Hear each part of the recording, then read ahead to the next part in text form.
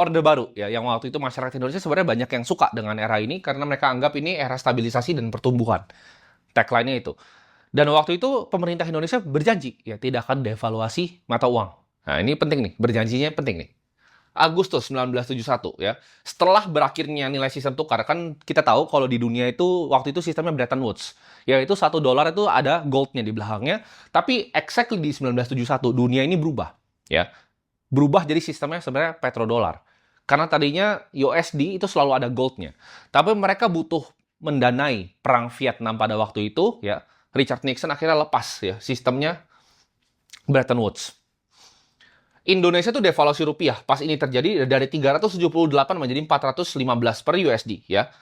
Tujuannya itu apa? Menjaga daya saing dan menyesuaikan rupiah dengan kondisi ekonomi global baru. Ya. Nanti gue akan kasih tunjuk pattern-nya, apa yang terjadi di luar negeri, apa yang terjadi di dalam internal, dan apa yang terjadi dengan mata uang kita. Ya. Jadi bisa baca petanya. Banyak yang bingung. Kok gue bisa prediksi 17.500 tuh seakurat itu dalam waktu 2 minggu? Karena hidup gue tuh pelajarin hal seperti ini.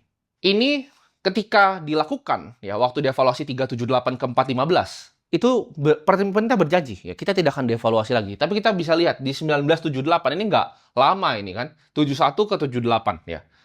Waktu itu melimpahnya cadangan devisa kita, ada oil boom ya. Jadi pemerintah itu justru devaluasi ketika oil boom 415 jadi 625 ya.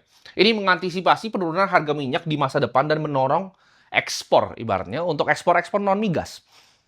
Ya. Ini devaluasi lagi. Maret 1983. Waktu itu minyak dunia ya, kalau teman-teman lihat chartnya, waktu zaman 1983 itu turunnya drastis sampai 20 per barrel. Ya. Akibat penurunan minyak dunia ya, nilai tukarnya didevaluasi lagi dari 702 ya jadi 970. Oke, kita perhatikan. 378 nih, 415. 415 625, 720 970 ya. Dan di September 1 kali, 2 kali, 3 kali, 4 kali ya. 4 kali. September 1986. Devaluasi terjadi lagi ya. Dari 1134 jadi 1644. Katanya untuk memulihkan daya saing ekspor ya. Ketika minyak jatuh ke level terendah. Jadi perhatikan, ketika mereka berjanji 1 2 3 4 didevaluasi lagi.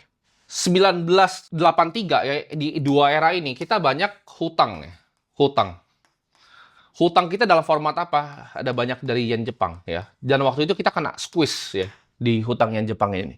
Jadi ibarat ini waktunya ya kalau teman-teman perhatikan ya 83 sampai 86 itu 3 tahun. Kita ibarat di devaluasi 49% ya kan.